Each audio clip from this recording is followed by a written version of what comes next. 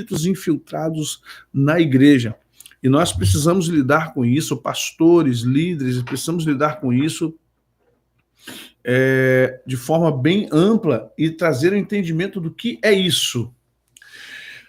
Porque as obras da carne são manifestas, as quais são adultério, fornicação, impureza, lascívia, idolatria, feitiçaria, inimizades, porfias, emulações, iras, pelejas, dissensões, heresias, invejas, homicídios, bebedices, glutonarias e coisas semelhantes a estas, acerca das quais vos declaro, como já antes vos disse, que os que cometem tais coisas não herdarão o reino de Deus. Eu quero que você entenda de estratégia espiritual em batalha espiritual. Algumas coisas são importantes de entender. Se você pegar a história, você vai ver que o diabo, Satanás, o inferno, os demônios, durante séculos na história, até vir reforma contra reforma e outras mais, houve sempre um movimento para acabar com a igreja, a destruição da igreja como estrutura, no sentido dela não existir. Tá? Entenda isso. Primeiro aspecto, é acabar com a igreja para que ela não exista. Como isso foi impossível, não deu para acabar com a igreja dentro da sua estrutura de existência, houve uma mudança de estratégia. E qual a mudança de estratégia? A mudança de estratégia está agora em fazer com que a igreja não seja destruída, mas seja contaminada. E como é que você contamina uma igreja? Claro, você tem que levar um vírus para a igreja. Então, entenda uma coisa, o que ocorre com a igreja, isso é uma estratégia, a gente vai falar sobre isso na quinta de batalha espiritual. Quando você não consegue derrubar uma igreja, é estratégia espiritual, gente, purinha. Você gera algo que possa entrar ou estar dentro do contexto da igreja e ela ser contaminada. Sabe, contaminada e aos poucos, e com justamente aquilo que Paulo fala sobre as obras da carne.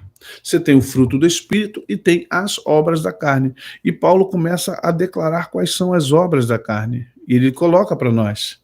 As obras da carne são manifestas: adultério, fornicação, impureza, lascívia, idolatria. Ou seja, coisas que você lembra que talvez lá na sua igreja, muitos anos atrás, tinha pouco ou quase nada. De repente, alguns anos depois, sabe, você depois de alguns anos depois, você fala assim, poxa, minha igreja está tão pesada. Gente, minha igreja está com muito problema. Meu Deus, coitado do pastor. Gente, o que está vendo? Gente velha aqui na igreja. Eu falo para vocês que isso é normal. Gente velha na igreja dando problema. Gente que está aqui desde o início do ministério, envolvida em fofoca, intriga, inveja, ciúme, porfia. Obras da carne. Por quê? Na verdade, eu falava isso ontem na escola de propósito. As pessoas elas aceitam Jesus, recebem Jesus, o sangue de Jesus lhes purifica dos pecados, mas elas não transformam Jesus em seu Senhor e Salvador. Ou o senhorio de Cristo acaba não vindo sobre elas. E aí o que ocorre? Essas pessoas vão ficando na igreja como salvas, mas não ainda como santas. E o problema da igreja não é a salvação só, é a santificação também. E a maioria de nós tem Jesus como Salvador, mas ainda não o tem como Senhor. E o que ocorre é que esse processo de santificação acaba, infelizmente, não sendo completo na maioria de nós.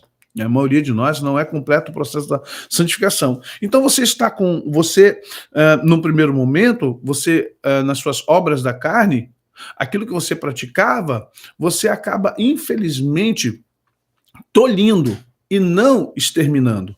Entenda, a maioria de nós tem tolhido problemas nossos, tolhido palavrões, tolhido desejos sexuais, tolhido ira, tolhido inveja, tolhido ciúme. A gente está tolhindo, a gente está segurando, a gente está amarrando algumas coisas dentro de nós, mas não está se libertando, porque na verdade essas coisas não deveriam mais existir em nós. E na verdade elas existem e a gente só coíbe.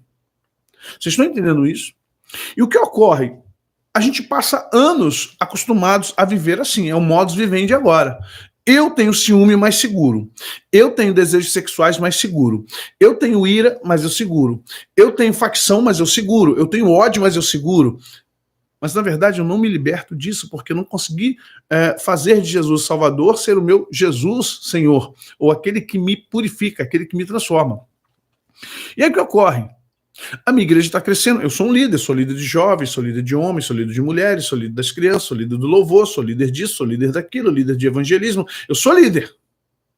Por enquanto, pela minha igreja estar ela não está equilibrada, mas ela está, digamos assim, como ela está estabilizada, há uma estabilidade na minha igreja, não há nenhum evento espiritual, nem emocional, porque todo mundo se conhece, não tem problemas, tal. Mas, de repente, a igreja começa a crescer, e cresce com 20, com 30, 40, 50 pessoas, bum! O que vai ocorrer? No meio desse boom de pessoas vai entrar muita gente boa que vai melhorar a igreja, vai entrar muita gente boa com capacidade de trabalho, vai vir muita gente boa que vai compor o ministério, vai vir pessoas que serão respostas às orações de lideranças, vai vir pessoas que vão cooperar, mas virão no meio de 10 pessoas, 1 ou 2, que serão joio. 1 ou 2 que virão para acabar com o ministério da igreja. Esses a gente chama de infiltrados. Porque os infiltrados, eles chegam dizendo que quer cooperar, mas eles, ao longo da sua estadia na igreja, e presta atenção, eles ficam criando facção, dissensão, feitiçaria. Eles são serpentianos. Antes que alguém diga assim, não, pastor, eles são, como é que o pessoal... Oh, meu Deus. Depois eu vou lembrar aqui. Reptilianos. Não são reptilianos. Serpentianos. Eu estou brincando de serpentianos porque eles acabam trabalhando dentro da estratégia da serpente. Ontem eu conversava com o Demet, que é um dos nossos líderes lá na igreja, diácono, e trabalha na área de patrimônio da igreja. A gente estava conversando sobre isso. Pessoas que são como serpentes. Ela vem bem devagar, e aí você, aquele irmão que trabalha na igreja, diz assim, e aí? Nossa, como você trabalha bem, como você canta muito, como você toca, como você dá uma aula, gente, qual é a tua formação? Uau, você tem formação em letras? Você tem formação em pedagogia? Gente, você tem... poxa, e o pastor não te usa, né? Gente, que absurdo. Quer dizer que você tem essa capacidade toda? Acho que está faltando alguma coisa aqui, gente. Parece que a igreja está meio parada. Preste atenção no que essa pessoa está fazendo com você. Ela está manipulando a tua emoção. Cuidado. Você que tem um ego não tratado, um ego ferido, essas palavras vão calar fundo no teu coração. Essas palavras vão calar fundo no seu coração. Por que você não é escalado para dar aula? Gente, você dá, com todo respeito, tá? Você dá muito melhor uma aula do que aquele presbítero lá. Olha, eu acho que, inclusive, você prega mais do que o pastor. Tadinho, o pastor é um homem de Deus, eu não duvido que ele é uma pessoa de Deus, mas, poxa, tendo você para pregar... Fica o pastor pregando todo domingo, a mesma coisa, aquelas mesmas piadas, ele sempre conta a mesma piada. Ai, meu Deus. O que acontece com você? Sem um capacete, sem um escudo da fé. Aí, ó. Verdade. Aí essa pessoa, ela acha o que ela acha em você, o ninho para ela chocar seus ovos. Vocês estão entendendo? E aí você vai dando ouvido a essa pessoa, ou a essas pessoas.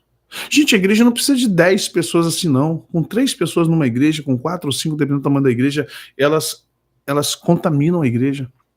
E se você não for uma pessoa que tem discernimento de espírito, não jogar xadrez nessa hora, jogar xadrez espiritualmente, eu jogo xadrez. Até porque jogo xadrez porque eu tenho alguns predicados espirituais. Dentre eles, adquiri uma coisa chamada paciência e disciplina.